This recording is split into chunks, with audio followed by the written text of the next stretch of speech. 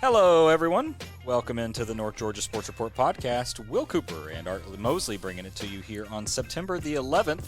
Art, how are you doing, my friend? Coop, I'm excellent, man.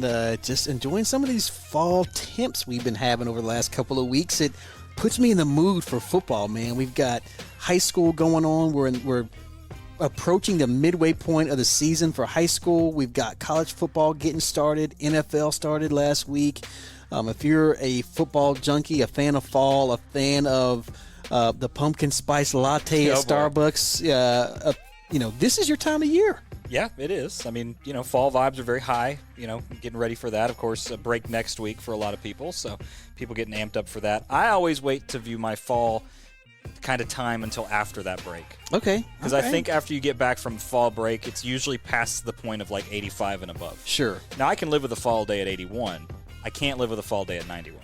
Man, that's tough. And we've had that before here in north central Georgia. And it's not uncommon, I would say, for those temperatures to bounce around. We went through false fall. Yep. And now, we had, the summer's like reckoning or whatever. They're, trying to hang on. I feel like we're almost out of the woods, but I just know at some point late this month we're going to have one of those days, Coop. It does. It always comes and goes. And if there's a hurricane, that usually blocks everything, and then it gets 90 degrees again. Yep. So, obviously, hopefully there's no hurricanes for a multitude of reasons, but that's, selfishly here in North Georgia where we don't get a lot of damage from hurricanes, that's the selfish reason. Yeah, but we do have one blowing in the Gulf Coast, and so our thoughts and prayers with those folks in Louisiana and Mississippi along the Gulf Coast there in Alabama, and, that's probably going to impact some of our games this week, if I had to guess. Yeah, I mean, it certainly is very, very rainy on the forecast. It's about an 80% chance of rain, which for people that didn't know, that's like a 100% chance of rain. 80% doesn't mean it's only going to rain 80% of the time. That's under those conditions, it's going to rain. Yeah. So, anyway, we'll talk more about that. Coop got a full slate. I say full slate. Every team except for one is playing this week, so I guess maybe what's the percentage on that? 6 goes into 58 times, so we got and that's let's say about 83% of the teams in the county are playing this week. Better you than me on that one, mathematician. Good news for the folks, the Cooper Predictor's out. Oh boy, so it's time for some controversy? It's time for some controversy. It put out some very interesting numbers. Well, let's save that. It'll be saved till the end. If you guys want some bulletin board material, Coop's got it. It's coming up. So Coop's got it. I got it for sure. So, our game this Friday night, River Ridge, as they host Pope, who has made some waves in their recent action, of course, beating Sprayberry, who coming into the region play, we kind of thought Sprayberry would be a team that would compete for that number one spot, certainly a playoff spot, and behind the 8 ball now, and Pope was not a team that we had really on our radar. And they've quickly shot up the ranks and should be a team that we've all taken note of, as has River Ridge, by the way. So we're excited to be out there Friday night. It'll be me and Zach Gross on the call. Compliments once again to you and Dave Garner. I hate to compliment him, but especially to you. Fantastic job picking up the slack. Glad to be back home. Good trip out to Texas, and excited to be back and able to carry this thing through.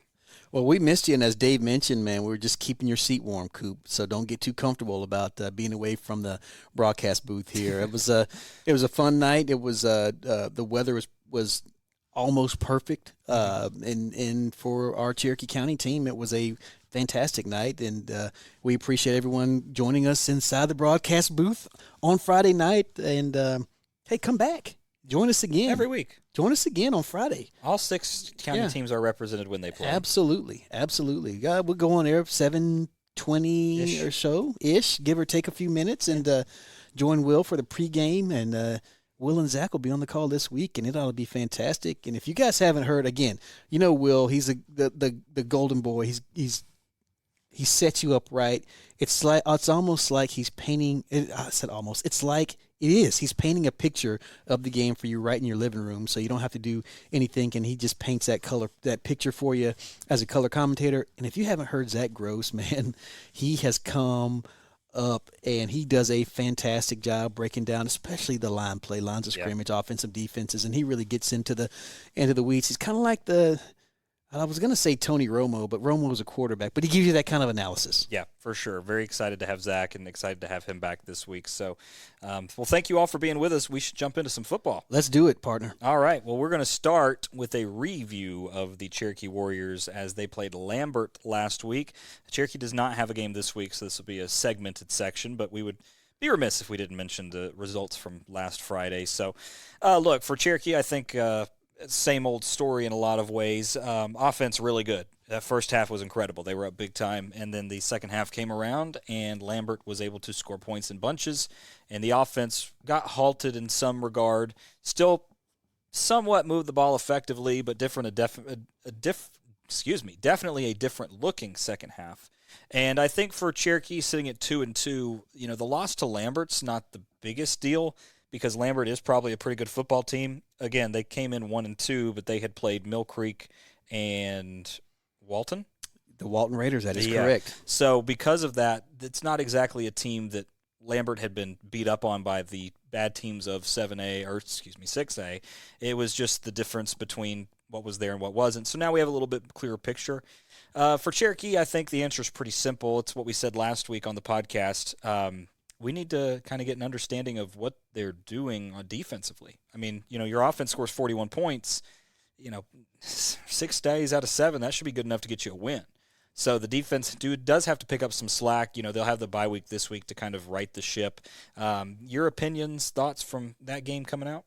Well, I think if we look at Cherokee, you talked about their defense. They're also Coop. They're playing some teams that have also put up some points as well. So in their own right against their other opponents. So I think some of it has to do with maybe there are some question marks, and also some of it has to do with the level of competition they're playing. Sure. Last week, I think, again, I wasn't at the game, so I feel like when you get up on a team like that, you got to find a way to put your foot on the gas, and you got to think teams aren't going to quit immediately in the River Ridge game and in the Creekview game. And granted, those are different opponents those teams faced last week, but I felt like in those games you had two teams that got up big at halftime and were able to salt that away. Conversely, and I know we'll talk about this a little bit later on, Etowah was able to come back. So game's never over at halftime. Right. I think that's the lesson learned for the Warriors there. They're going to be tested in this region. If you just kind of score compare, Lambert did play Walton, and there's a big differential there. Walton beat Lambert by 31, and then Lambert beats Cherokee by 9. Do you think Walton is 40 points better than Cherokee? I doubt it. Maybe last year, but definitely not this year. So I think this team defensively does have some question marks. For sure. It's a team I'm still high on. It's a team that I still think can make some noise in this region, but they're going to have to, again, find a way to continue to put the points up offensively and defensively find a couple answers. And I don't think there's a real easy road in this region. North Paulding will start their region play this week. We'll talk about them a little bit later. But, with Walton, North Cobb sitting at the top, North Paulding lurking, Marietta, Etowah, Wheeler all lurking, going to have to figure something out. And Coop, if you look at their stats, Cherokee's averaging 39 points a game and allowing 34. And I think it's, we talked about this before, that first game of the season, you kind of have to wonder what if it would have won a full game. Does Cherokee score 42 points? Do they give up 21 points or 30 points? Who knows at this point? Be though as it may, they sit at 2-2 and they have a bye week, and they're the only team playing next week during the break. They are. As we mentioned, the Cooper Predictor came Tell me out. about it. So mathematically speaking, this is only fair of me to say because I dogged Creekview on it for so long. At home, Cherokee plays at about 36 points above the average. Okay. On the road, they play at about negative 14.5 Wow. points below the average. Wow. Or negative 14 above, so 14 points below the average. So, if you don't know what the Cooper predictor is, I'll explain it later in the show. Stay tuned. Okay. But all that to say, mathematically speaking, statistically speaking, doesn't care about anything you do on the field or how it looks. The numbers don't lie. When they're at home, they play a lot better than when they're on the road. Now, is that because River Ridge and Pope are different levels of competition than Sequoia and Lambert? Questions could be asked in that regard. That may be a fair assumption. But it's just worth noting. So we'll get more information on that as we carry along. But, yeah, look, I mean, I think Lambert, that game is disappointing just because you were up big and it was so explosive. I mean, right. You know, just watching that, I was watching on NFHS, and just watching the game, you're, you know, seeing them just, you know, Jace Jones, you know, Malachi Eccles, you're just seeing these guys just sprint down the field. And you're like, this is what Cherokee should do right here. And obviously in the second half, you know, the defense kind of opened up a little bit, and then Lambert's defense really took a step up as well. So, yeah, I mean, I think that's the most disappointing part of the whole thing. I like what you're saying. I think they are in a good position to make the adjustments. This bye week comes at a good time for them. And obviously next week it's going to be an odd game for those kids since it's on break, so routines will be broken a little bit. You know, Coach Holly and his staff will have to make sure that they're ready to roll against North Paulding. But it'll be a fun contest. But we won't be on next week to preview it. We'll take the week off as well. So we'll probably have a written. It'll be written. We'll have a written preview for it. There you go. For sure. We pick up the slack somehow. There we go. There you go. So there's your warrior report from the North Georgia Sports Report. There you go. Absolutely. So we will move on to the Creekview Grizzlies, who you were out to watch that game, as you are for all Creekview games this year, but particularly on the broadcast, got to listen to you and Dave. Again, fantastic job, a lot of fun. Big win for Creekview. I think for a lot of people, that final score, if you're just scorebox watching, is probably surprising, and rightfully so. Creekview, again, got shut out last week or the week before against Cambridge, and then comes back and puts up 63 against Lassiter. You know, I kind of wonder how much of that, just listening to the broadcast, it sounded like maybe they opened up a playbook a little bit in consideration of it being a region game and trying to now, you know, you're not holding anything back. You're not playing that kind of cat and mouse game. I don't know if that's the case, just my assumption from what I saw. And then I also think that they probably were just frustrated from what happened last week, and it was a very spirited week of practice, and they showed up and showed out and had a very impressive outing against Lassiter. And I think we also learned more about Lassiter, that maybe they're not as high on the horse as we had them coming into the game. So two things can be true at once, but again, they won the game by 43. So big win for Creekview. Excited about that. So your opinion is, you were there to watch it. Yeah, one of the things, you mentioned them opening up the playbook. I think early on in the game, they tried to establish the passing attack, and it looked like quarterback Austin Guest was a little off target. He and his receivers were not on the same page in the first couple drives, but they got things going on the ground. And then out of necessity, a couple of times, I want to mention the two receivers. Three of them had great games, but two in particular, Jackson Stanley, I think, has solidified himself as the number one receiver. Had one touchdown called back, but was able to find the end zone again. Nick Vaccaro went up on a 3rd and long and high pointed a ball that was just unreal. Came down, injured himself, was able to return to the ball game, held on to the football. And then Nathan Adjemang also had another one of these high point type catches, working one-on-one. And I think if that was probably the biggest jump from game 1 to game 2, or game 3 to game 4, essentially, in that we're against Cambridge. I didn't feel like they were as aggressive going up to get footballs. In this game, they were a little more aggressive. So I think that's the big jump. Defensively, you had 2 interceptions.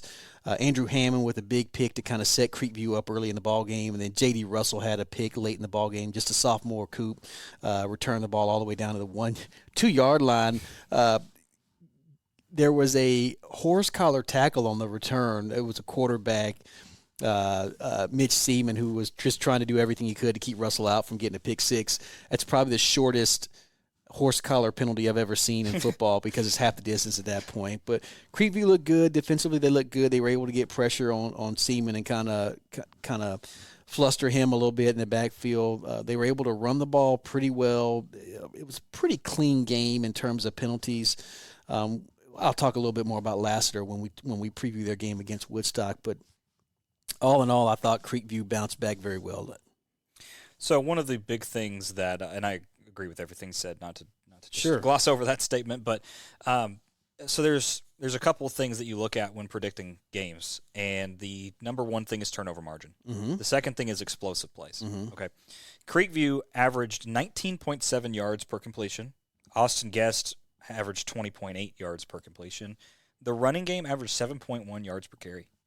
I mean, just efficiency to the highest order. I mean, just, again, can't argue with it. You mentioned it. Stanley over 100 yards, 2 touchdown grabs. Agamang with a nice couple grabs over 50. I think that this is a Creekview team that maybe looks like what we thought they were going to look like for a while. I think coming into the season, we were kind of looking at the skill positions and going, you didn't lose much from last year. You lost Cal Schubert and guys like that, which is not nothing. And Michael Roach at tight end. Well, I was about to say, the other. Yeah, that's. but it wasn't like you didn't know who was coming out. Jackson Stanley was still going to be there. Mason Right. Munn, Tristan McWilliams, Austin Guest was still distributing the ball. Maybe we didn't know Vaccaro as well as we do now, and Agamang's kind of stepped up into a higher role this year as well, which is great. I think they should, but they were a team that we kind of looked around on the offense and said, guys, they should be firing a little bit firing on a higher cylinder or at a higher octane than they are. And I think maybe this is what they needed to get back to that point and go to the locker room and say, at team meetings this week and say, we actually passed the ball for 240, 250 yards, and we're incredibly efficient doing it. We can do this again. And it's set up by the run game being efficient. So I think they're playing complementary football maybe for the first time this year out of all the games they've watched. They survived Calhoun and they survived North Forsyth. And we've gotten enough distance from those games. We can go back and look at those and say they survived. Right. That was not convincing. They survived those games, which is what good teams do. Right. They survive when they need to. Ask Alabama. But when you look at you like I snuck that in there. But they overall, I just think that this is a Creekview team that may be setting themselves up at the right time. Coach Williams, a very experienced coach. He's been at Creekview for this is sixth season. Year. Yep. I like where they're at. I really like where they're at. They're going to have an interesting task this week coming up. There's going to be a lot of questions to be answered against a Riverwood team that just gave up 50 to Sequoia. And I mentioned it in the Cherokee section. I'll mention it again. It's going to be their second road game. How do they feel traveling down toward the Atlanta area? It's going to be a rainy Friday night. What kind of fire are they going to bring out and show against Riverwood? Because Riverwood is 0-4, but they're not a typical 0-4 team. This is not a team that you can just roll over. They do have talent around the ball. They were able to move the ball at times against Sequoia. Mm-hmm. So Creekview's going to have to come out and play a better game than they've played in certainly against Cambridge, but even more than that. So big test this week in terms of what they do. I'd like to see them put up some points again. Yeah, I think you're right, Will. Can they follow up last week, or was last week kind of a fluke? Consistency, I think, is what you're saying right here.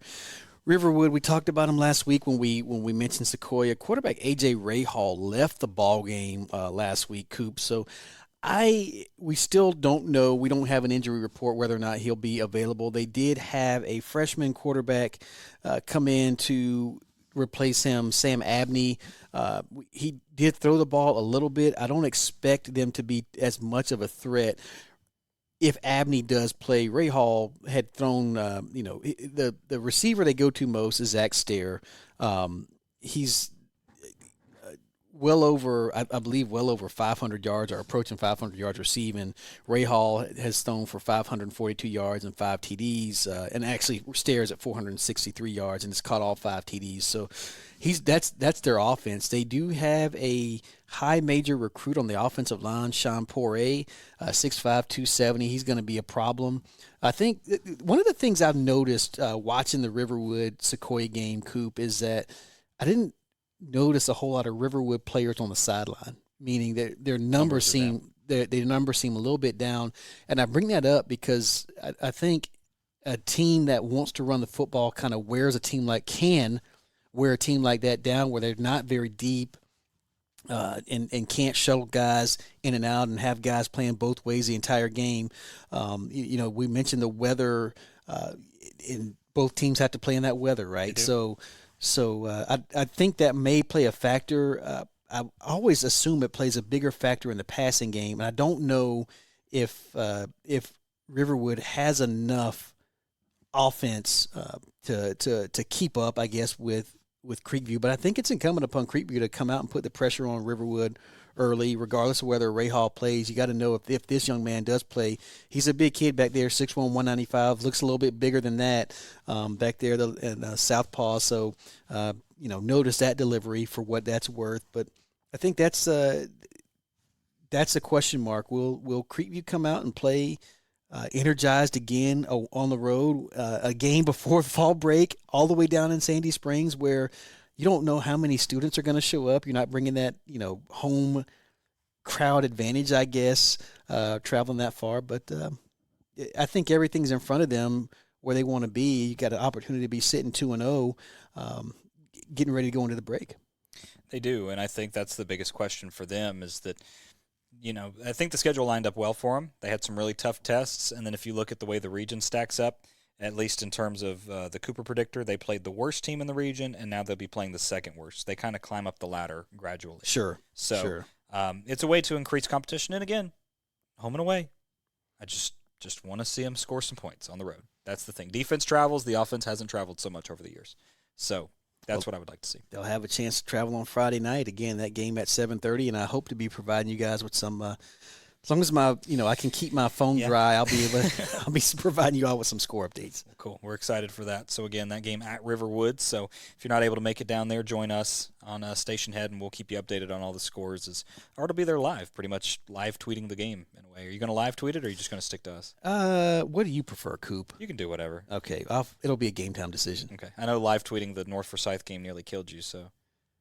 Yeah, that was frustrating. And yeah, anyhow. Anyway, so we'll be excited to see that result. So moving on, we'll talk about the Etowah Eagles, who claimed their first win over Chapel Hill last week. Look, big win for Etowah. I don't think this is a question for anybody. This is a team that was struggling to find things. But we saw improvement, right? I think you looked at Woodstock. That was a 17-point loss, probably a low point for them, having not had Mahoney and then kind of trying to figure it out as they went. Played Sprayberry really tough, which as the season progresses may not mean as much as it meant to us at the time, but we'll figure it out. Campbell was probably the toughest opponent they had played in that stretch and, only allowed 33 points.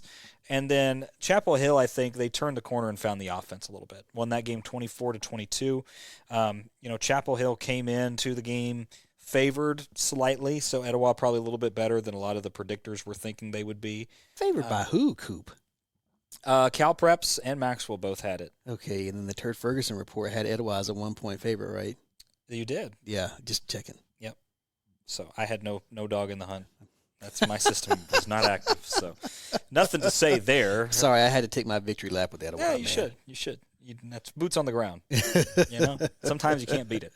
The Chapel Hill, that was a big win for them, and again, that game was at the Nest. Yeah, so it was. That's a good win at home for them, and feel like hopefully it builds some momentum. They're going to play Marietta this week. Well, first, what's your opinion of the Chapel Hill game before we? Well, I like the fact that the Eagles were able to battle back, down 16-3 at halftime, if my notes are right. You're right. And able to battle back, score 3 touchdowns, and have a defensive stand to hold off Chapel Hill late in that ball game. Show some resiliency. That's one of the things. I think one of the things we've been talking about Etowah. We talked to Coach Kemper a couple of weeks ago, and then our follow up to that is kind of like, hey, I don't know if these guys necessarily need to win a game. They just seem to be in the hunt, just to be, they just need something to go their way as a confidence builder. And there are no moral victories in football. They got a big victory against Chapel Hill, one they battled back from adversity. They'll be at home again this week as they face the Marietta Blue Devils. So I'm impressed with Zeke Douglas tossing 3 touchdown passes, 195 yards. Sounds like a great outing for him. I think they've got experienced receivers. They're still trying to figure out that ground game. But man, oh man, how about it for Etowah? Just when you think, oh my gosh, could we be staring at a season where they just kind of throw in the towel? Absolutely not. And it's that, that halftime, whatever Coach Kemper said to them at halftime, it could be a turning point. It could be a pivotal point for the entire season for Etowah. Yeah, and they'll be facing a team, Marietta, that's a very similar situation, except they're winless. Now, Marietta has faced some different levels of competition, and the fact that they've played West Forsyth, they played Gainesville, and they played McEachern, and pick me up here. Don't tell me. I'll actually get it in just a second. McEachern, West Forsyth, Gainesville, and one of those other Fulton County schools, right? Who was it? Hillgrove last week, and I should have known that. No, the verdict's out on Hillgrove right now, Coop. 24-21 victory for Marietta last week. They got a win over McIntosh, who's been kind of up and down in Mountain View. Another region, another Class 6A opponent. Mountain View is winless with losses to Peachtree Ridge, Seconder, Lanier, and of course Hillgrove. So I don't necessarily – it's hard to get a read on this Marietta team. Because we don't have comparables to those. Right. You look at a team like McEachern, and traditionally speaking, they're trouble for just about everybody. But this is a team that I think is down a little bit this year, replacing some players. But you got to think Marietta's going to be tough. Just the name recognition. There's, you think Marietta, you think Northcutt Stadium, you think legendary coach Friday Richards, who was there for a long time. B.J. Ojolari is the first name that comes to mind for me of recency here for Marietta. But this is a team that's going to play with a lot of pride. Coop, they're only averaging about 14.5 points a game, man. I was going to say, they've thrown the ball 121 times. They're only completing about 47% of their passes, and they've ran the ball a total of 89 times for 263 yards. They're averaging 3 yards a carry. That doesn't work. That is not a good average. So, I think for Etowah, this could be a game that they make some waves in because the strength of Etowah has been their secondary. Yeah, and I think that this is a game that sets up quite nicely for them in that regard. Really have to continue to limit the run game, make Marietta one-dimensional, and I think they just need to continue the momentum on offense. I think it's key. Zeke Douglas found a rhythm. You mentioned it, 3 touchdowns, closing in on 200 yards last week. Find that momentum again. Find the rhythm that you were in and develop that. And, the more work he puts in, the better he's going to be. This is a guy that stepped into a role that he didn't expect to be in at this point, and I think every week you're seeing growth from him, and it culminated into a win last week, and I think if he continues to grow from that point, it'll be a win this week. Etowah's offensive line, probably the most formidable in Cherokee County right now, certainly has a claim for it, and I think that with those things in place, they do have much more than just a puncher's chance in this one. Yeah, you mentioned Marietta. This will be a theme for me tonight, but with the weather, both of these teams really depending a little bit more on the pass than the run. You mentioned Marietta. They use 2 quarterbacks, Coop, Jaden Whiteside and Carson Snipes. I have split time there between them. And they've got a couple of receivers that they go to. Sam Anderson with 20 catches for 142 yards, and then Elijah Green has got 18 catches for 411 yards. So Anderson may be more of the possession and Green the big play guy. Defensively, their big player this season for Marietta, Anthony Crua, he's second on the team with tackles. Got 8 for loss. He has 5 sacks on the season. He also doubles as a tight end. He's caught a touchdown pass. Has caught a few passes there. So if you're Etowah, you certainly have to figure out a way to block this guy because he makes a lot of plays for Marietta. And again, if weather is a factor, and at some point I think it will be. I don't know if it will be a factor all night long, but if weather is a factor, you got to wonder which team will be able to control the ground game.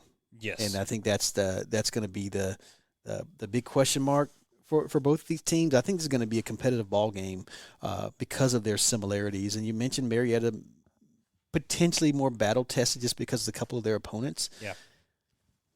I still think, like you mentioned, I think Etowah has a fighting chance, and I think this is a 1-score ball game. Yeah, I think it'll be close. And I do think the weather is a good equalizer because I trust Etowah's offensive line more than Marietta's offensive line at this point. So I think for Etowah, maybe prepare for a little smash mouth football. Might have to take a little bit of that, Cherokee County energy down there and show them what the boys up here can do. Yeah. Let's hope.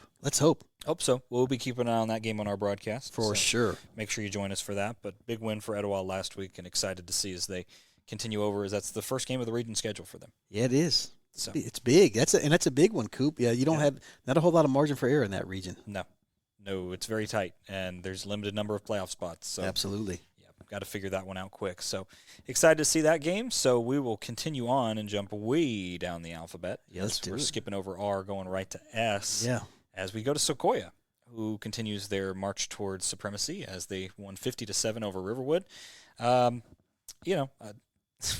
do you say? Sequoia continues to do Sequoia things. Looked good. Riverwood again came in winless, kind of on a scramble, maybe trying to figure things out, putting it together as they went. But very resounding victory. The game never really was that much in question, I don't think, from my perspective of watching the game. I thought that it was overall just a very resounding win, and a good team like Sequoia needs to do that with teams that they're heavily favored against, and they put them in the ground and did never let them up. So for Sequoia, don't want to belay the point, but good job. I guess if you want a bright spot that's maybe brighter than usual, defense looked really good. So that defense has been getting better and getting better, from the Denmark game to now the Cherokee game looks really good for them. And then, obviously last week against Kell, or 2 weeks ago against Kell, and then this week against Riverwood. So defense might be figuring some things out and getting that, again, they lost a lot of talent on the defensive side of the ball. So starting to get those pieces together. But offense does offensive things. And yeah, I mean, you talked about the defense coming along. It's about time that Coach Buddy's earning his paycheck over there, I mean, it took him long enough, right? I mean, we got to get this guy on the phone at some point, and maybe Coach Teeter will let us talk to Coach Buddy. But yeah, you mentioned great job by the Sequoia defense, and starting. I think they're starting a couple of guys, maybe one or two guys that have not played either any or much varsity football at all. So, like you mentioned, we're replacing a lot of pieces. Sequoia does do what they need to do, and I think what they say down there in Hickory Flat is "Chiefs on top" is what they say, and they've been on top for a long time. Yeah, they've been running this county for a couple of seasons now, and it's continued. Certainly, that was a Fulton County school that they beat on Friday night at Skip Pope Stadium, Coop, and I continue to be impressed with the way that Real Wojcicki runs, how they utilize Ian Mariah, and then Colby Martin, again, more than a game manager at this point. And then defensively, steady. It's a very steady team. I think Matthew Matz is an underrated football player. He shouldn't be. He's just a junior, Coop. Right. For some reason, I thought the young man was a senior. They get enough from guys like Paul Prisbillick, Noah Gibbons, and the big tight end Maddox Waller. At one point, I was going to say Greg Maddox, which would have impressed him. But anyway, you get enough out of those three receivers, and throw in Brooks Darling there as well. Of course, it's an impressive team. Coop, they're going to face a team this week whom we believed was going to be right at the top of the region, and they still have the talent. We're still trying to figure this Sprayberry team out. I mean, what are your thoughts here this week for Sequoia and Sprayberry? And this game is going to be down at Jim Frazier Stadium at Sprayberry High School. Not an easy place to play, number one. Now, if you're Sequoia, you just went to Kell and beat Kell a couple weeks ago, so yeah, come on. I mean, you went to Douglas County last year. As good as it gets. Yeah, no, you're fine. No, look, Sprayberry has a really hard time running the ball right now. They're not a very efficient team with running the ball. In the game against Pope, very undisciplined. They like to play bully ball, is what I would call it, where, depending on how officials call the game, it can be a little ticky-tack and things like that.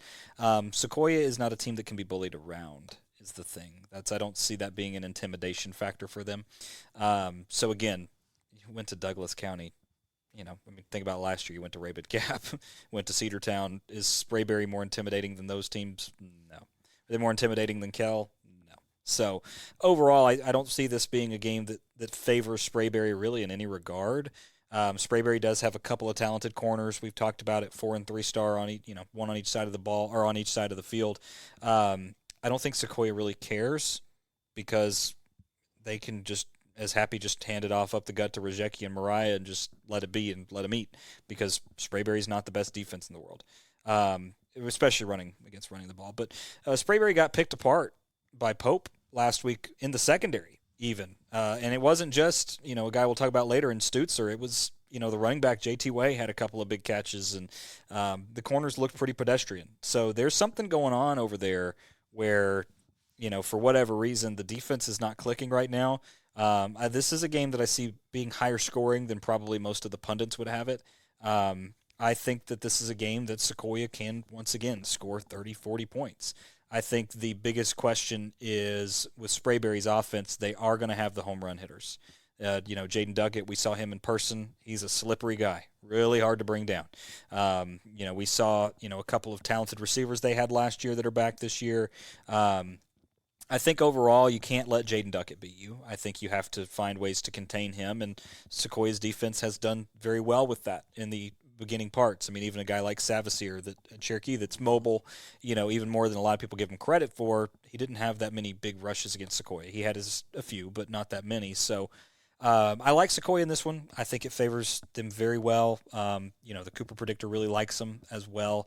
I think this is a game overall that when you look at the totals for all of this is not going to be something that I just don't see it being in favor of Sprayberry in a lot of ways. I don't see how they can do it. The Cooper predictor has Sequoia 28-7 win over Sprayberry, so 21-point favorite. I don't think it's that low scoring, but I do think that the 21-point margin of victory is probably about right. All right. Well, I'm gonna dissent from that a little bit. I do like Sequoia before I get started and why I do. I do want to talk a little bit about Sprayberry, Coop. You mentioned the corners, Mark Manfred headed to Missouri and Jordan Edmonds uncommitted at this moment. Those guys play both sides of football, so they'll be in the secondary and they'll be at wide receiver. You mentioned Duckett, the quarterback. He made a couple of big plays against Pope last week, and a lot of that had to do with him keeping plays alive. You mentioned him being slippery, being able to elude defenders when he seemed to be bottled up. The one thing I'm curious about Sprayberry right now is they really haven't found their stride on the run game, and I'm curious as to why. They're averaging 125 yards per game through the air. 125 yards per game on the ground, 221 through the air, so it's definitely pass-heavy offense. So averaging 125 yards on the ground is impressive. I think you also got to look at some of that competition who they played in the first few weeks of the season. In terms of strength of schedule, where they get those numbers from, Rayshon Simpkins is a leading rusher. He's got 213 yards on 35 carries, so I don't think that number doesn't scream out, hey, this is a dominating ground and pound team. Defensively, you're going to have to stop Everett Curry and Jamarian Cooper, along with those defensive backs we mentioned, Manfred and Edmonds. Those Cooper and Curry are linebackers. They make plays all over the place. And then I think in typical Sprayberry fashion, we've seen them. They've got a couple of big offensive linemen, Ashton Wright, 6'1", 310, and then David Gina, 6'5", 270. So Sequoia will have their work cut out for them. I think Sequoia is a little more crisp on both sides of the ball, and I think that's going to be the difference. As we mentioned, it seemed like there were some lapses in that Sprayberry secondary a few times during that game against Pope. So Coach Vavra's going to have his work cut out for him, getting them prepared. I think Sequoia can this is a team Sequoia can probably eat on with a lot of underneath routes. Look Brooks Darling and Noah Givens and Pris Billick as well, and Waller, the tight end. They just, I feel like this is a game set up well for Sequoia. I don't think it's a 3-score game. I think, I think this might be one where Sprayberry, with their athleticism, stays in the ball game, but I like Sequoia at least by a couple scores. Well, the other thing you've mentioned it for every other team, so I'll steal your thunder. The weather will be a factor. Yeah. And Sequoia can just can the ball. That's one thing they can certainly do. So, look, Sprayberry's not a scrub. They're a good team. It's just that I don't think the matchup works well for them in this one. No, I think it exploits a couple things that they're not great at, or at least haven't been to this point. They can obviously turn it around, but overall, I think Sequoia's in the catbird seat on this one. So they've done a good job of showing they didn't sleep on Riverwood. I don't think anybody's sleeping on Sprayberry, despite the result last week. Yeah, they better not be. Yeah, so Sprayberry is a very talented team. So, good, talented, yes. So, with that, I think that'll be a big factor in this one. And again, going to Sprayberry, so you have to bring that energy with you. You got to pack up your stuff and come on down. So, Coop, while we're talking about Sequoia, I mean, right now the only team ranked, in the county, that's ranked in the state. You gave you a little shocked at where I had them this week. I was at up to number 8.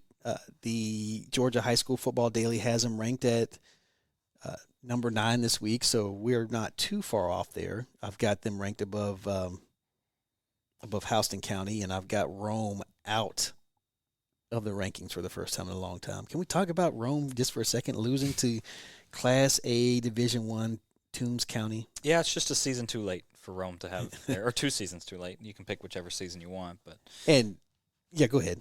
No, I mean it's just like where was this last year? Well, the thing is that we've got some good players, but we don't have T.J. Stanley and Laganza Hayward playing in Cherokee County right now, and those two did a lot of damage. And again, Rome down a little bit, Reese Fountain gone away, a lot of those talented, they got Moss Tan at quarterback now, so he's trying to figure it out. But man, you're right, it is a season too late. So Rome out, Sequoia up, and like again in my poll, number 8, number 9 by the Georgia High School Football Daily, and that's fantastic for our county that we have a team that's ranked in the top 10.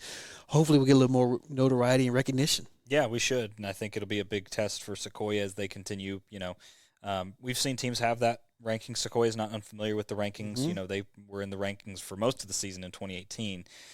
It's just Creekview kind of got the shine for the 2018 season, and it's always good to see Cherokee County getting that recognition. Absolutely, at the higher rating systems and the people that are statewide. Sure. So is Sequoia the 9th best team in 5A? Yeah, there's a case to be made. I mean, I think they're 8th. Their best. resume is the best. I think they're the 8th best.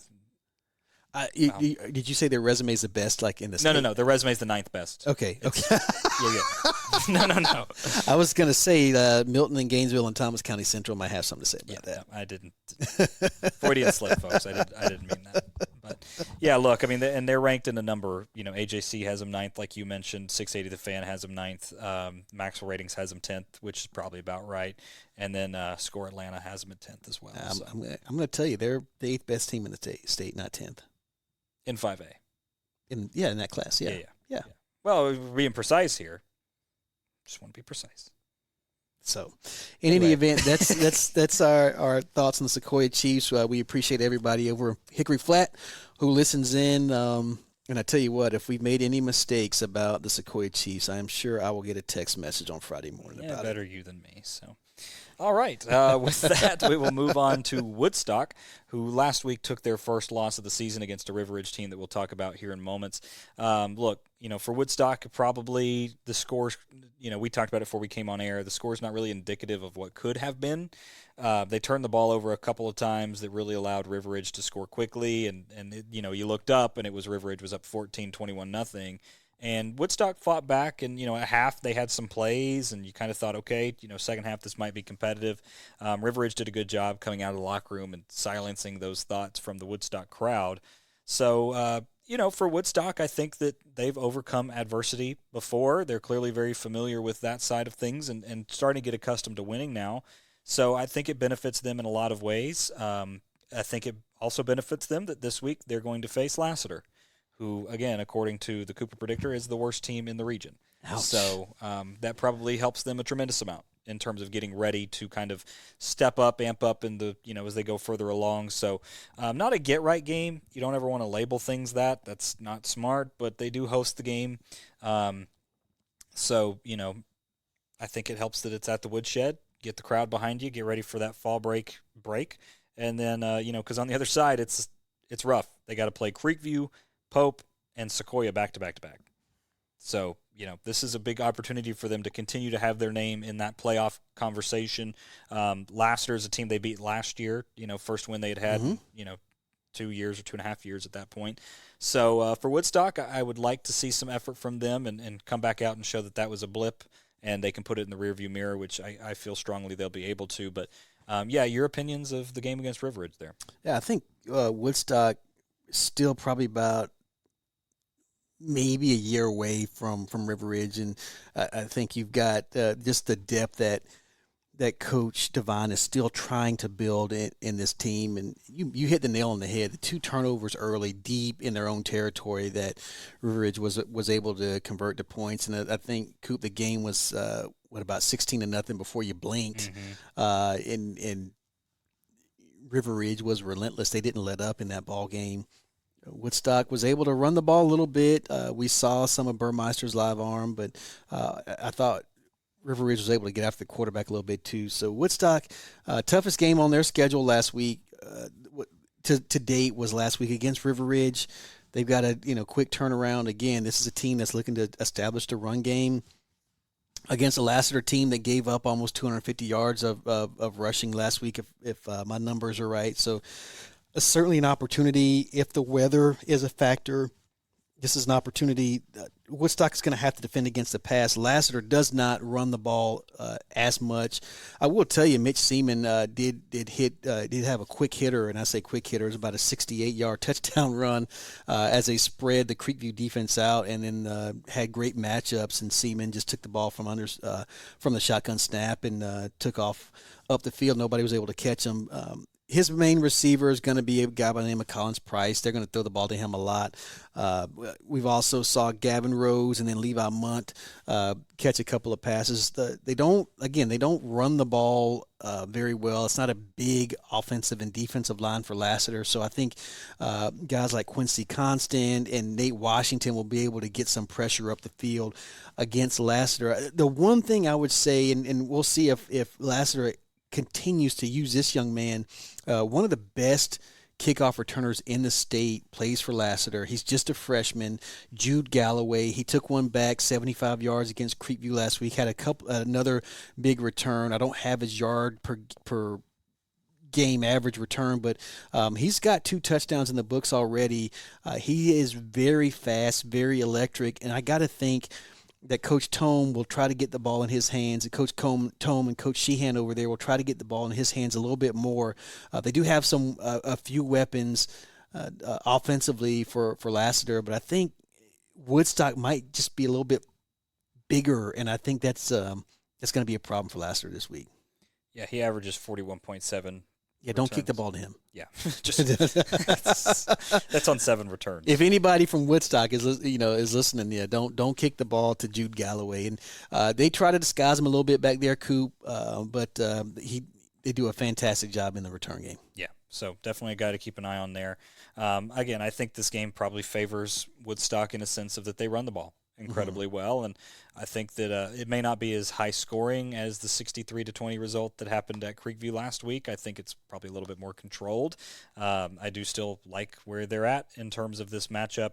I don't think that Lassiter has the ability to keep up with them for long term. So, maybe it's close in the first quarter, first half, but I see him pulling away. Cooper Predictor likes Woodstock by 53. 53. Probably a little high. Wow. 56-3 is the predicted final from that game. Again, I don't see it being that high scoring. Maybe more in the range of 35-3 could be realistic. Wow. Okay. So, man, that's strong. 35-3? I could see it. Wow. I can't see that. Okay, tell the people what you think. I think this game is a little bit closer. Again, I think this is at most, I think the margin of victory for the winner is 17. I wouldn't go any higher than that. This is a Lassiter team that can put up points. They are allowing 27 points per game, so they have a penchant or tendency to give some up. They had been averaging 30 points per game over the first 3 weeks. Again, strength of schedule does play into that. I think this is a Lassiter team that's probably better than Woodland, Cartersville, maybe because they can score, because they can throw the ball. If the weather's not a factor, I think Lassiter's in this thing. I think if you're looking at running the ball, I think that shortens the game. That definitely shortens the ball game, so you don't get that many opportunities. And again, it's a matter of takeaways to Seaman through 2 picks last week. And if he can stay clean, I think that he keeps this game close at least for a half. Yeah, if ifs and buts were candies and nuts, we'd all have a Merry Christmas. So. We're gonna learn. We are going to learn. And unfortunately, we won't be able to talk about it next week. But I have a long memory. Well, it's clipped like now. you. There you go. So it's now saved, all forever on the airwaves. All right. So we'll see who. You want to put a Travis Scott meal on the margin of victory? We got to change it up because that's never coming back. Well, then tell me what you're going to buy me 4 of. I mean, we can just. By the way, I'm 4-0 on these wagers. You haven't won a single one. So go ahead. Pick your poison. Okay, so you think that us degenerates betting on high school football? Here we go. Here we go. What I always say not to do. So you're telling me that Lassiter's going to win by more than 30? Hold on. Because at first it was 53 points. Let's use. I agree. That's too high. I'm not saying that. Again, I said it's too high. Let me pull up a neutral opinion. I'm going to CalPreps. Okay. And I'm going to pull up a neutral opinion on what they think the margin is, and we can go opposites of this if you want to. This is all, by the way, this is all uncut. This is what we're doing here. We sit here on the podcast, and these conversations get brought up. Yeah, so. They do. Yeah, they do. A lot of pride and ego going on right here, by the way, if you haven't noticed. Yeah, I mean, somebody's power ranking's been more accurate to this point in the season, but oh man, not bringing that up here. Yeah, you are. You're bringing it up. You're going to throw that in my face. Yeah. Okay, so CalPreps likes Woodstock by 27. I'll lay 27. I bet you will. I'm not taking that bet. There it is. At 35, I'm taking it, not at 27. 27 and a half? Not even the push. Dang. I tried to get him. I mean, we ought to get a parlay going here is what we should. That next game. Are we done with Woodstock Lassiter? We're talking about parlays in high school football, you degenerate? Oh, my gosh. Here we are. I don't know that I can use – I don't know if I can get down on people now for talking about betting on high school football. Yeah, you can. Because we don't bet. No. We're talking trash right now, but I don't even make predictions. Certainly not going to bet on the game. Certainly. Let's talk about unethical. Unless it's food. Like I think at this point in my life, like it's food. And it's just the pride of you have to buy me something. Yeah, exactly. I don't eat at Taco Bell, but it could be like I don't either. No, yeah, Taco Barf. I'm sorry. That's my nickname for Taco Bell. And I've got never mind. Anyway, like it's just a pride thing. Like it is. So anyway, we'll come up with a wager later on this season. Okay. I don't like that. I don't like my odds with that. You're already 0-1 on the season, so whatever. Anyways, whatever, Coop. With that being said, we'll talk about our game of the week, and that is River Ridge as they host Pope this Friday night. We'll have the game live for you. Me and Zach Gross on the call, going live around 7:15, tentatively. So, all right, tune in, see what happens. Look, both these teams coming off of big wins. Focusing on the River Ridge side of things, we just got done talking about Woodstock. Big win over Woodstock, right? 44-14 win. Is the game as lopsided as it was because of what Woodstock was made mistakes doing? Probably. But at the same time, River Ridge still very, very polished right now. They're playing a really good style of football. Since week 1, they've played a lot of different, avenues, and they look much, much better. Across the board, they're continuing to improve each and every week in every metric, defensively, offensively, averaging about 42 points per game over the last 3 games and giving up about 14.5 over the last 3 games. So that's a number that you can work with right there. So Pope, also very impressive, right? They're averaging about 31, about 32 points per game more accurately. The defense is the question for Pope, and the crooked number they gave up that's really hurt them was against Cherokee because they gave up, obviously, 60-plus points. So they're allowing 37 points per game. Is that a real accurate number comparatively? We will see. This is a River Ridge team that can put up points in bunches, so if it is going to happen, it would be probably this game. Even with the weather, this game's going to be really, really interesting to watch because this is a game that lends itself to a very high-scoring affair. That it does, Coop. I think you have and before I start talking about River Ridge Pope, and we'll bring Coach Collins in here momentarily for our interview for the week. River Ridge, so opportunistic, and they've done it mainly through the air, I think, with Ethan Spector and the plethora of wide receivers he had. This week it was Grant Hollier who had a big week, and I think they targeted him a ton. We've mentioned Thomas Thompson and Sam Vincent as well. They've gone with, they rotate Camden Cox in there. We've seen him play a little bit more on defense this season. Wyatt McCarty is a name, Coop, that is kind of a leftover from that group of linebackers we got to know over the last couple of years from River Ridge. He's kind of taken that lead role that the Tasmanian Devil Brandon Burdett had last season. So they're really finding their groove. I like River Ridge. I thought they were going to be an explosive offense coming into this season. I was certainly shocked in week one of the season. They seem to have figured some things out, and they've got a team this week that's a mirror image. And like I said, before we talk about Pope, man, let's. I think we got Coach Collins calling in, so I'd love to get his thoughts on the season last week and then this week coming up. Joining us now on the North Georgia Sports Report podcast, the head coach of the River Ridge Knights, Coach Collins. Coach, thank you for being back with us. Thanks for having me, guys. Good to be here. Absolutely, Coach. Looking forward to being out at the Ridge on Friday as you guys will take on Pope and what should be a fun matchup in region. And speaking of the region, you guys kicked off the region schedule with a win last week against Woodstock, 44-14, very, very big win against an undefeated Woodstock team there. Walk us through a little bit what you saw through the pre-region schedule and then as you got into that game and what you liked and what you've seen from the growth out of your team so far. Well, I think we kicked off with Cherokee and wasn't results that we wanted. We learned a little bit about ourselves. We realized that we had to do a little bit better job being able to defend the run. We realized that that was going to be something that we had to work hard on, and we went back to the drawing board and kind of worked on that. And I was really pleased with us coming out. The next couple of weeks have been able to stop a couple of good running backs leading into our region play. And it kind of carried over into the Woodstock game, and we were very optimistic against Woodstock where they fumbled the ball a couple times. We were able to get out on them early. And we physical on offense and had some big explosive plays and was able to come away with the victory. Coach, you talked about being physical on offense. In the 3-game win streak, you guys are averaging about 41, just over 41 points a game, 33 total points a game on the season here.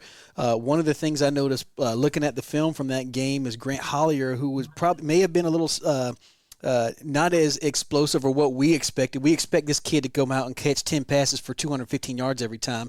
But you got so many weapons on offense. But he had a big game. Coach, recently committed to Georgia State. Tell us how Grant's season is coming along, and not just him. How is he leading the rest of that young receiving core? Well, Grant's really coming along. He had a great offseason, really worked hard, probably put in more work for football than he had prior to this season. You know, he's a big-time baseball guy as well, and he's usually really working hard on his baseball game. But in the offseason, I think he really decided that he's going to put some work in football, and I think it's really helped his route running. He's always had big play capabilities, but I think just putting in a little more work and some working with Spec in the offseason and doing some of the 7-on-7s has really helped their chemistry. Along with our other receivers, Thomas Thompson, Sam Vincent, Colton Florence, just to name a few. I think all those guys are progressing and working hard, and I think it's just the relationship that they're building with Ethan Spector, who is doing a great job of sharing the ball around. And obviously, none of this could be possible without our offensive line. So we're just happy with how our offense is progressing, and hopefully we can keep that up. And Coach, as Art and I tend to do, he's the offensive guy. I'm the defensive guy. Offense sells tickets. I mean, I don't know. Yeah, defense wins championships. So you guys are averaging, giving up about 14.5 points per game over the last 3 games. And the defense, by my accounts, just continuing to get better and better as you roll through. A lot of names you can point out here, whether it's Wyatt McCarty, Sam Vincent, Nick Bryant, even some guys playing both ways like Micah Pugh and Camden Cox that we've seen on the offensive side of the ball before. Can you tell us about the growth of that group and maybe how they've changed since the first week and where you've seen their improvement so far?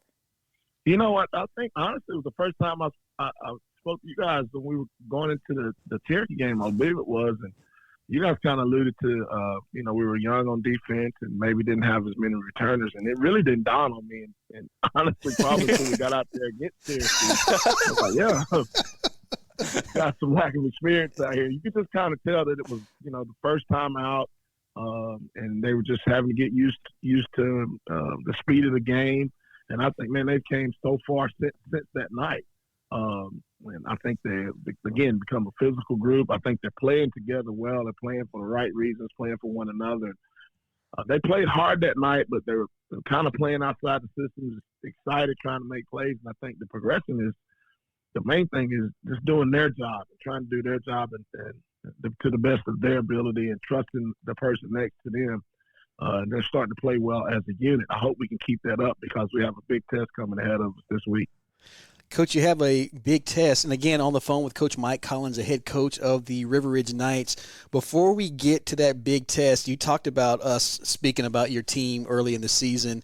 Not that we read all the articles in the paper, but I feel like somebody might be listening to some of the things we say because I don't think we weren't necessarily high on your defense, and I feel like maybe there's some shots fired. And is there a sense that your team feels like people are overlooking them maybe in the county because of that Cherokee game, or what's the edge that you guys are playing with right now? Oh, I don't think that's it. I don't think any of us really try to get involved with that outside noise. I think it's awesome that we have a lot of people talking football, whether it be whatever this podcast or newspaper clippings or just social media. But we try to avoid that. I think basically the motivation is what it's always been. Everybody be the best they can possibly be day in and day out. And I don't think we've peaked yet. Obviously, we did get off to a slow start, and so some of that was probably earned. People not maybe saying that we were, maybe not giving us the respect that we would like to have defensively. So, some of that's probably correct with the way we got out on the season. But I think the motivation is just that. Let's just be the best version of ourselves for our teammates, and hopefully we can do that. I don't think we played our best ball yet, and so hopefully we'll get to peak this week and moving forward. Well, you've got a difficult test this week. You mentioned that on Will's last question here as the Pope Greyhounds come to town, and Coach O'Sullivan has done a great job with those guys over there. When you flip on the film, up front we know that they have the top receiver in the state of Georgia, if I'm not mistaken, or in Class 5A. But what else concerns you about Pope this week? And also, if you can talk about how the weather might impact this ball game. Well, you just said it. Coach Sean O'Sullivan's done an outstanding job with Pope. This is one of the most physical football teams I've seen on film. And all week we've been preaching it's going to be 4 downs and 4 quarters. And we know that if they get into a 4th down situation where it's probably 4 from 4 shorter, they're going to go for it. And they're going to run behind a big physical offensive line, and they can run the football as good as anybody that I've seen. And it's going to be a physical test for us. And then they've got probably one of the best playmakers in the state that you got to contain after that goes along with that running game. It's a great compliment to that. So it's going to be a tall task to get enough guys in the box to stop the run and try to get off the field and get the ball back and contain him from making big plays. So that's going to be a tough challenge for us. As far as the weather, that's something we can't control, but I would think that if it is a wet field, it would probably be a compliment to the way they want to play football. They want to kind of be a 3 yards and cloud of dust type team. So we'll have to deal with that. Again, both teams will be playing in the same element. It'll be a mental test for us, but it's one that we look forward to. Well, Coach, we're looking forward to it. We're happy that we're going to be out to take that game in. It should be a great matchup. You've got an experienced secondary, and they've got an experienced receiving core, and, man, it should be a blast. As always, as a Cherokee County team, Coach, we wish you the best of luck this week, and go get a win for us in Cherokee County this weekend. Well, I appreciate that. I know you guys will be rooting for us, and, again, we always appreciate all you do. Go Knights. So thank you to Coach Collins for being back with us on the podcast. Sounds like he's alluding to some things we said earlier in the year. How about that? I mean, maybe he listens to what we say. Well, we said that in the interview, so he didn't. Okay, I guess he had to listen. I mean, maybe he said they don't get involved in that when you brought up the things that have been talked about. So, Is that coach speak? I don't know. I won't comment on it. I don't know. So look, let's break this game down. River Ridge and Pope. According to the Cooper Predictor, these are the two highest rated teams in the classification. So in the region. Okay. Sorry, not in the classification. In the region. So do we believe that's true? Probably not. But it's fun in terms of numbers. Again, this is a game that should be pretty high scoring despite the weather. Really, the biggest factor in this one, I think, is the secondaries of the two teams. As we know, River Ridge has a couple of really good wide receivers, and they've found their way to navigate, some really good secondaries thus far, and I think that will continue. I guess the biggest question from there would be, is this a game that River Ridge can control like they've been able to at times in the past? We saw Allatoona come out against them, show a little life, River Ridge put them away. Woodstock had some drives right towards the end of the first half that you kind of went in the locker room like, okay, Woodstock's still in this thing, and then the second half they shut them out. So I think that this is a game where River Ridge can, really kind of put their foot down if they're capable of it, and I think they are. Pope presents some interesting challenges, as we talked about. This is a team that is incredibly efficient at what they do. Okay, you've mentioned it on the podcast before. I hadn't given you the credit for the research you did on this until I watched the Sprayberry game. Stutzer's legit. Okay, he's averaging 160 yards per game receiving. All right, not throwing, not rushing, receiving. That's 638 yards on the season. They've scored a total of 17 touchdowns. Okay, he's responsible for 13 of them. He's got 4 on the ground, 9 receiving. That is a ridiculous – you talk about an offense running through a guy. I mean, that's incredible. So for anyone wondering if he has any offers, if you hadn't heard the podcast before, he's a commit to play Florida State for baseball. Baseball. Right. So just an all-around great athlete. Not the biggest guy, about 5'11", 190, in that kind of range. So at the end of the day, he's just an incredible athlete. So Rivers is going to have to key in on him because nobody has been able to do it thus far. So what are they going to be able to do with him is kind of the question. Not bad running the ball either. They do it by committee. JT Way is going to be the running back, and he's going to be joined alongside Alterman as well. Way has about 356 yards. Ethan Alterman has 275 yards. Both those guys just have 1 touchdown each. But Stutzer, 11 carries, 39 yards, so not particularly impressive between the 20s, 4 touchdowns. So in a short yardage situation, they're going to hand it to him at the goal line. And then Hunter DeLine, the quarterback, is a guy that you have to notice too, 30 carries for 156 yards. So that's 5 yards per carry for a quarterback. He can scramble just as well. So all in all, this is a Pope offense that presents a very interesting set of challenges. And we talked about it before coming on air. If you want to key in on Stutzer, you can, but I don't know that you can trust everybody else to be one-on-one because guys like JT Way are out there. Yeah, you mentioned Way as a running back. We've seen him as a great pass-catching back out of the backfield. You talked about Alterman, who does kind of more of the fullback work there, but does get his share of carries. Coop, one of the things, even just looking at these teams, realizing their top receivers are both baseball players. Right. Certainly, Stutzer headed to Florida State, and then we see Grant Hollier, who is a high-level baseball prospect, but has committed to Georgia State to play football. Right. So both two-sport athletes leading their teams in their respective position. I think Pope is it's a question mark, Coop. They got to win over a okay Dunwoody team by 14 points. They got kind of run out of the building against Cambridge. Not the first time we've seen Cambridge do that to somebody. That was only one half. In one half of play, Cambridge, was up 34-10 at halftime. Yeah. I mean, so maybe Cambridge is that good, and we're short selling them. And then we talked about the crooked number, the 42-65 game, which nobody could guard Stutzer at all. So I think there's a question mark with this team.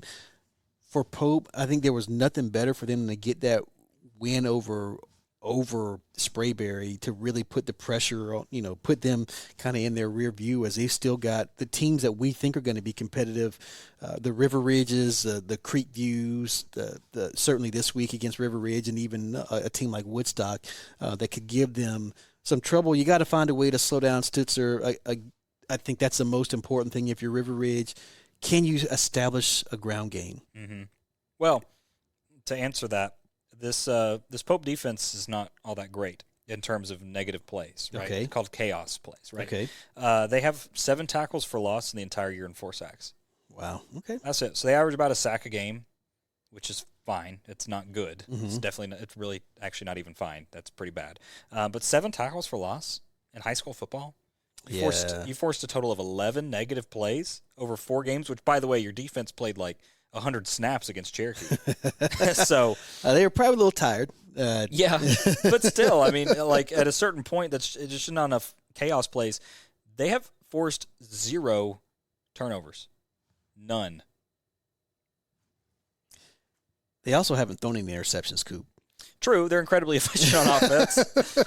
I was talking about the defense. Man. Okay, I'm sorry. I missed that when I was going through my notes here, but you brought it up. The turnovers are a big thing, and typically we see a team that wins a turnover margin and can convert those into points. You know, if you can take care of the football, you can win, and that looks like Pope has been able to take care of the football, but they haven't put any pressure on their opponents from that standpoint defensively as you're talking. So tackles for loss, sacks, interceptions, fumble recoveries, things like that. It's an area where I would say has room for improvement for Pope. Yeah, I mean, they're going to have to improve on that. I don't think they're going to be able to outrun. They tried it against Cherokee without being able to force negative plays and without being able to force turnovers. They got boat raced. I think that when you talk about what would happen with River Ridge, I think if they don't force any turnovers, it's going to be a very similar story. So you talk about the efficiency, though. You got to mention, we talked about last year, Ethan Spector, right? This was a guy, we really liked the arm. We really liked a lot of things. The interceptions were a big deal. He has been so incredibly efficient as well this year that it's unbelievable to see the difference between him. Don't have updated stats from last week, but coming into last week before he played Woodstock, which off the top of my head, I don't remember any interceptions, so take that with a grain of salt. Again, I did watch the game, but I've slept since then, so, you got to consider that. But, again, first 3 games, 9 touchdowns, 1 interception, right? So it works both ways, I think. I think this is something now. The biggest thing there is that they have 2 fumbles that they've lost, so for River Ridge, so 3 turnovers in general. But with that, you look at what they've done defensively. River Ridge's defense for the first 3 games, 28 negative plays, right? 28 tackles for loss and 6 sacks, okay? That's a huge difference. That's double what they have in sacks and quadruple what they have in negative plays in general. So, and 2 interceptions as well on the year, and I believe a fumble recovery in there as well. So this is going to be something where I think if River Ridge continues the chaos plays, they continue getting in the backfield, this will be something that will benefit River Ridge greatly. And Pope so far has not shown that they can do it, sometimes in general, but definitely not consistently. Not going to disagree with you. I think their offense is efficient enough to keep this game close. I like River Ridge, Coop. I think they're a few more weapons. Their defense is a little bit better than Pope. Pope is gonna be in the ball game because they have a few playmakers on that ball club. I think this game probably a little bit closer than maybe what the Cooper Predictor has. Cooper Predictor likes River Ridge 42-20 in this one. Yeah, I think this game is closer to a 10-point and under game for River Ridge. Weather as a factor. You lay 9.5? I'm not laying any points because of the weather this week. Okay. Because it could not rain at all. Yeah, right. It could blow through, at kickoff, and then at 9 o'clock it come back. And I see what you're saying. I was born at night, not last night, man. I've lost a lot of bets in my life, so there you go. That's why he no longer gambles on high school football. There we go. But before we forget, Coop, again, we thank Coach Collins for coming in, and it's always nice having all of our county coaches on the podcast and being so willing to come and talk about high school football, their teams, and just their candidness. We certainly do appreciate it. So thanks to Coach Collins, and again, we wish River Ridge the best of luck this weekend. Certainly. We'll be excited to be out there Friday nights.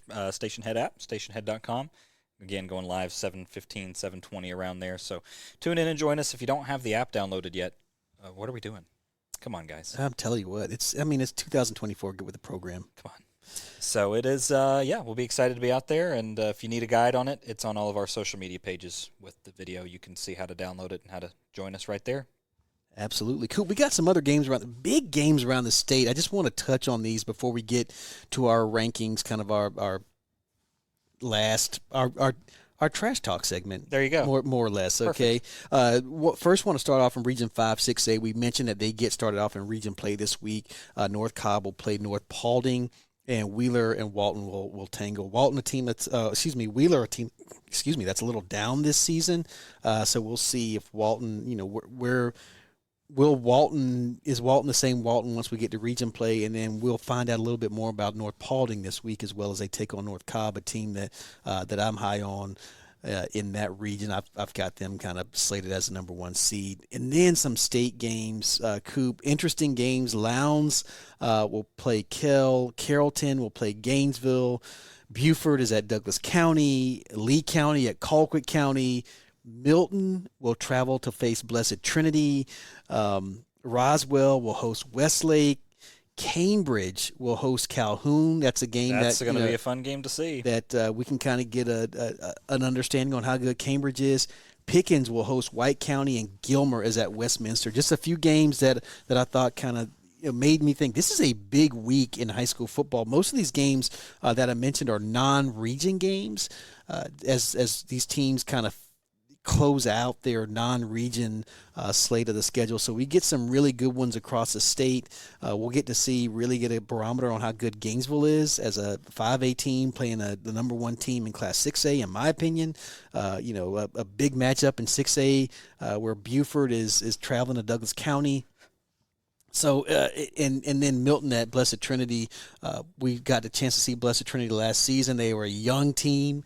Milton, certainly the top team, in my opinion, in all of the state of Georgia, one of the top teams in the country. Yeah. So it should be a fantastic matchup, and hopefully, again, that with the weather, it'll be interesting this weekend to see how that plays into some of these results. Yeah, it will be. That's a lot of fun on this slate. There's a lot of fun locally and outside, as you mentioned, even from statewide perspectives. So we'll get a few more answers. We certainly do will. Every week. We certainly do, don't we? We do. Certainly the crystal ball is clearing up a little bit. It is. It helps a lot. Every game is just another way for us to get a gauge of where we're at and what we're doing. There we go.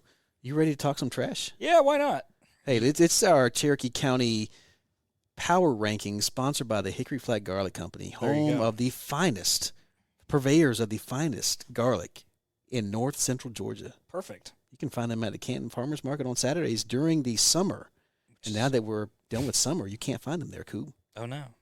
What are we going to do? You'll have to wait. It's worth the wait. It is worth the wait. I can confirm. But what we can't wait for anymore is our Power Rankings. Coop, did you want to start off? I mean, you're back in. Are you going to be the home team or the visiting team this week? Well, since you are sitting in my home, it does seem fitting for you to be the visiting team. I guess it will, so I'll go first. Yep, go for it. All right, so at number 6, the Etowah Eagles. Great to see them pick up a win. I like the momentum builder. I still think they're probably about a step or two behind the other teams in the county right now. Agreed. I think that win against Marietta makes the conversation maybe a little bit more compelling to have, depending on other results. But no, right now I think that Etowah sits at 6. And again, that 6 is so much higher than it's been in years. Number 5, I tell you what, I got a new number 5 this week as I flip-flopped a little bit. Will's going to think I'm cheating off of his paper, but I'm not. I jumped the gun on Woodstock last week. I dropped them to number 5. As you recall, I had Creekview at number 5 last week after that bludgeoning they took at the hands of Cambridge. Woodstock, I don't know. Again, I don't know if they're 30 points. If River Ridge is 30 points better, they certainly were on Friday night. Right. We can't dispute that. I think Woodstock better than they were last season. Still a little ways to go to get to where they want to be. Everything's still in front of them in this region. That's a team that can catch fire. I think offensively they've shown it before, but right now I think they sit at number 5 this week. Agreed. I think that that this is a team right now that is, again, right in there with the playoff mix of the world. I think that you're talking about a team that is vying for a playoff spot. It's just that with the teams above them, maybe the conversation's not so much just a playoff spot, but even a potential for a home game. So with that, I think that Woodstock is at number 5 and securely there right now. All right. Number 4 is going to be the Creekview Grizzlies, man. Talk about bouncing back in a big way against Lassiter. 63 points. They went out there and took care of business. I know some people might say, oh, well, look who they were playing. I think you did what you had to do against a team after a game like 2 weeks ago. Opening up the offense, they look good. It looks somewhat like we thought Creekview might look in the conversation. Offense like that, if they can play offense like that, I think they might be in the conversation for hosting a playoff game. Agreed. Which is big, but a lot of work to do for the Grizzlies yet, but they sit at number 4 this week. Agreed, and I have them there at number 4. Most points they've scored since the Al Morrell days. They've only scored once more, and it was 65. They beat somebody 65 to something, but look, big explosion for the offense. It's why it's so important not to overreact. So they will continue to sit at number 4, and I think that they're there again. 3, 4, 2, all right there in a bunch.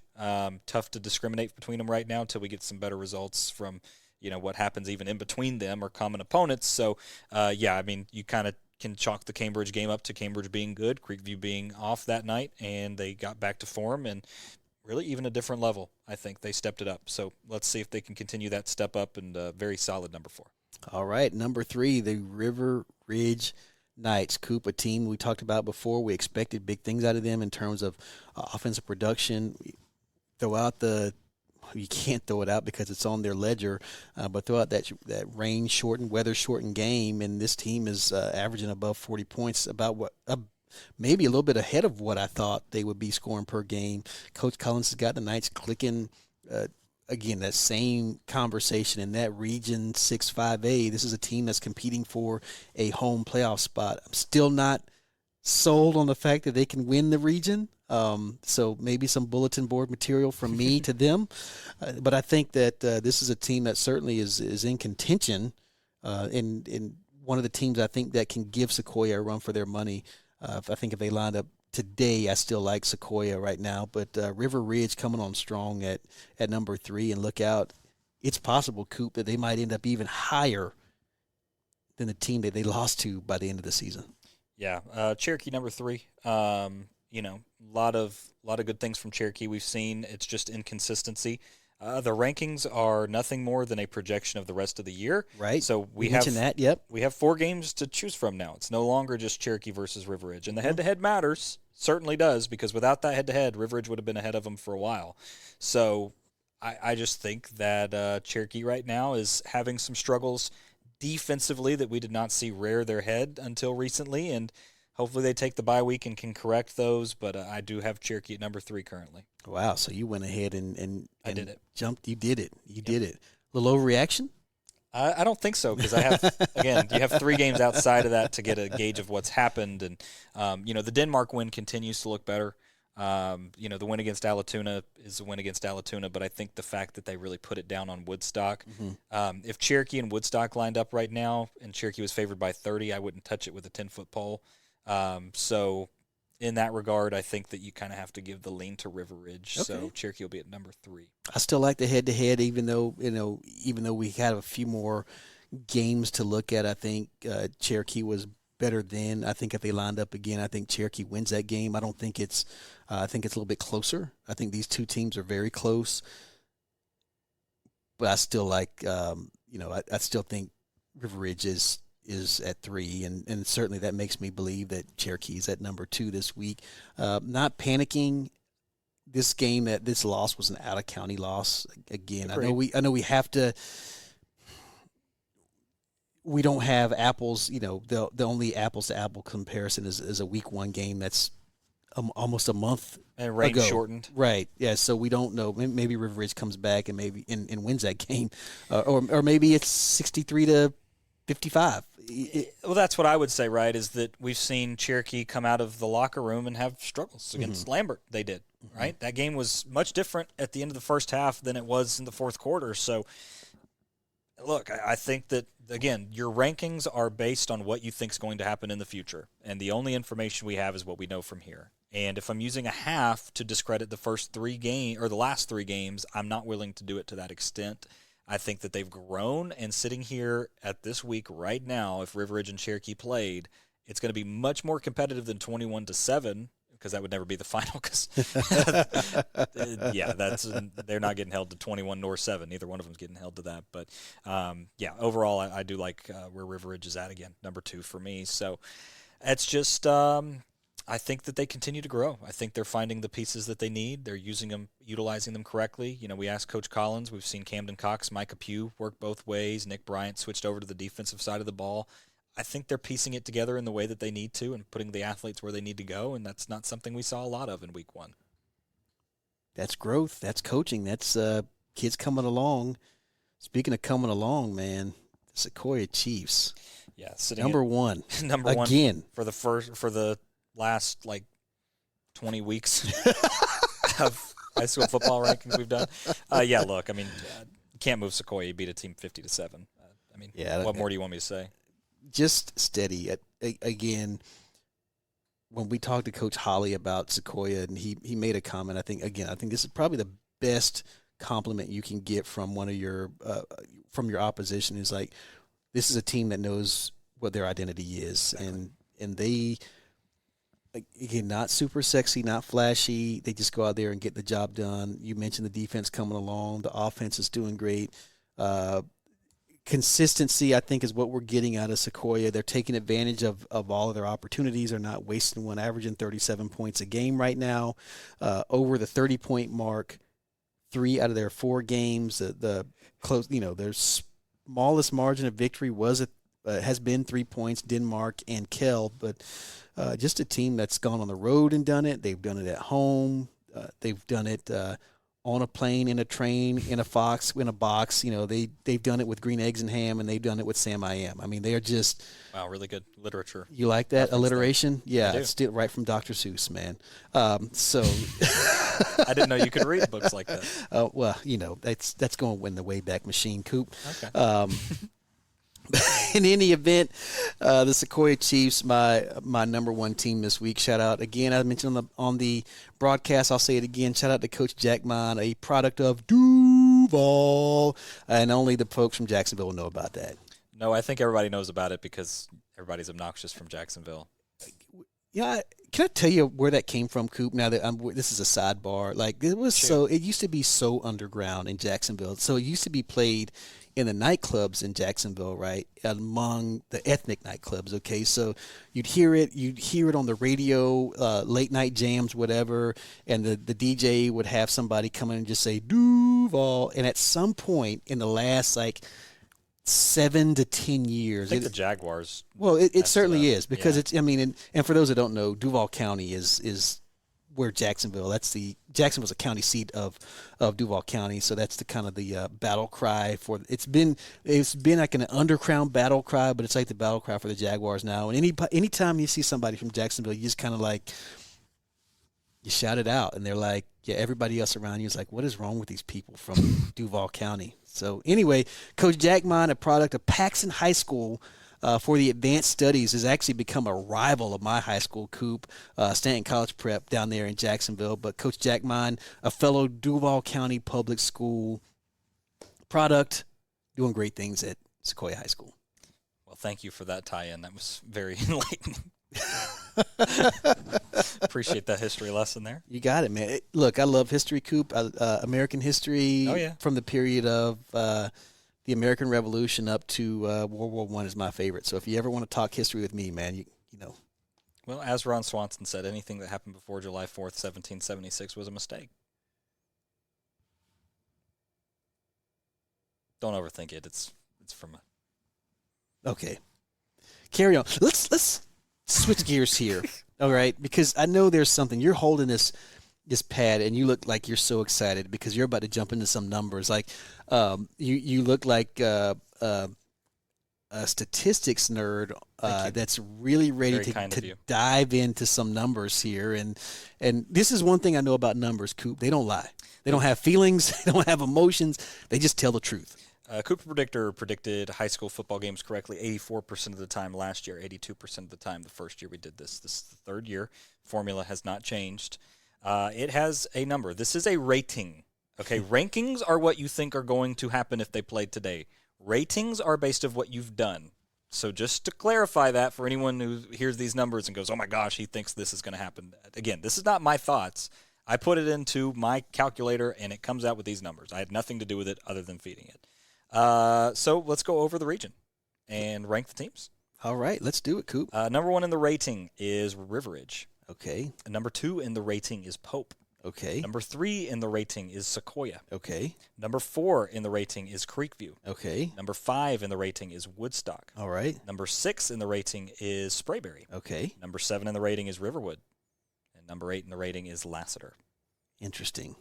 So, I think one of the things about the rating system, Coop, is it refines itself as a season goes, as you have more data points, as you like to say. Yep. So right now I can sit here and say, well, I put my eyes on these teams, and I can tell you that's wrong. And it's,